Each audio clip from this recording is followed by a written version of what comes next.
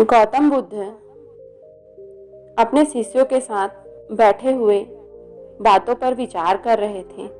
तभी उनके एक शिष्य ने अपने गुरुजी से कहते हैं कि गुरुजी, किस्मत या भाग्य कुछ होता है क्या, या हम इसी के सहारे अपनी ज़िंदगी बिता सकते हैं, या इसी से हमें सफलता मिल सकती है। तब गौतम बुद्ध उन्हें एक कहानी सुनाते हैं और गौतम बुद्ध कहते हैं कि गोपालपुर गांव में हर व्यक्ति किसान था। उस गांव के किसानों को किसानों का गांव ही कहा जाता था, क्योंकि लोगों को खेती के अलावा कुछ भी और नहीं आता था।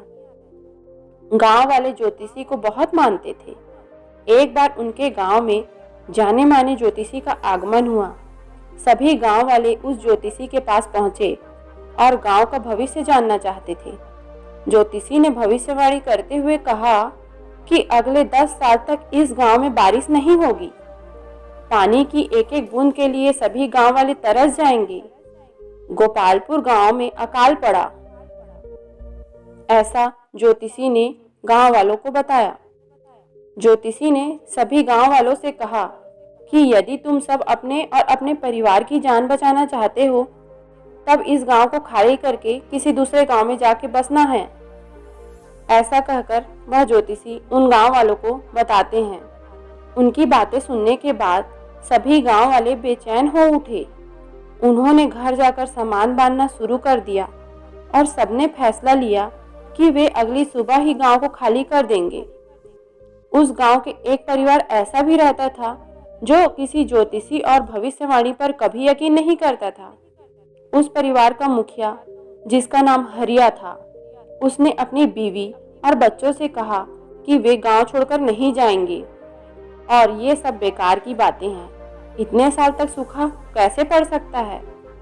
जब गांव वालों को पता चला कि हरिया उनके साथ नहीं चल रहा है, तब गांव के कुछ बुजुर्ग और बड़े व्यक्ति उनके पास पहुंचे और उसे गांव के साथ चलने के लिए कहा। लेकिन हरिया अपनी जिद में अड़ा रहा और उसने सभी गांव वालों के साथ जाने से इनकार कर दिया। अगली सुबह हरिया और उसके परिवार को छोड़कर गांव के सभी लोग पूरा गांव खाली कर दिए और सभी लोग अगले गांव में जा चुके थे। हरिया को समझ नहीं आ रहा था कि क्या किया जाए, क्योंकि एक तरफ ज्योतिषी की भविष्यवाणी और दूसरी तरफ पूरे गांव वालों का खाली हो जाना। 2 से 3 दिन बाद हरिया ने सोचा, क्यों ना हल को लेकर खेत ही जोतता रहूं, क्योंकि जो काम है वो तो होता रहेगा। उसने खेत जोतना शुरू किया। पहले दिन निराश और हताश होकर वह लौटा और यही सिलसिला 3 से 4 दिन तक चलता रहा। हफ्ते बीत जाने के बाद एक दिन हरिया अपने खेत में हल जोतने पहुंचा।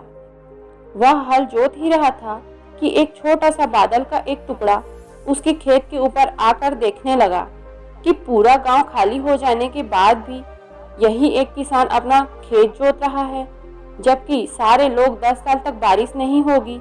यह बात सोचकर गांव को खाली करके चले गए और चारों तरफ सूखा पड़ा हुआ है। उसने किसान से पूछा, अरे ओ किसान, क्या तुम बेवकूफ हो? सारे गांव वाले चले गए हैं, लेकिन तुम अकेले ही खेत जोत रहे हो। यह सुनकर किसान ने बादल से कहा, क्या आपको पता है कि मैं खेत क्यों जोत रहा हूँ? इसके पीछे एक बड़ी वजह है। उसी वजह के कारण मैं काम कर रहा हूँ। वजह यह है कि मैं खेत इसलिए जोत रहा हूँ कि मैं खेत जोतना भूल न जाऊं, हल चलाना भूल न जाऊं।